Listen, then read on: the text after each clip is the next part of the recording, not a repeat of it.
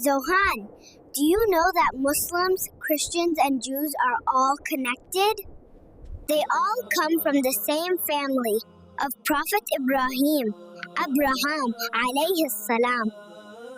Muslims, Christians, and Jews are connected by one great ancestor, Prophet Abraham alayhi salam. He is honored by billions across the world as the father of faith. From his son Ishaq, Isaac alayhi salam, came Yaqub, Jacob alayhi salam.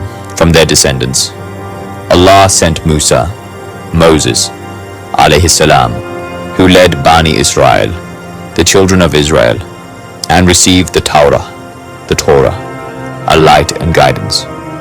Through Musa, a community was formed, holding fast to the revelation of Allah. Later, from the same family line, came Isa, Jesus, alayhi salam. He brought the Injil, the Gospel, teaching mercy, love, and guidance from Allah.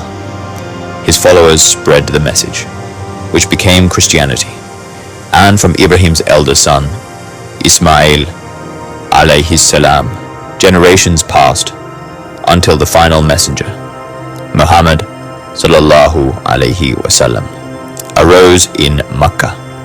He brought the Quran, the last and complete revelation, confirming the truth of the Torah and the Injil, and guiding all of humanity. So we see Jews, Christians, and Muslims, though different in practice, all trace their roots back to one man, one prophet, Abraham alayhi salam. Three faiths, one root, one message, to worship Allah alone, to walk in the path of the prophets, Ibrahim, Musa, Isa, Muhammad sallallahu alayhi wasallam. If you liked this video, don't forget to give it one like.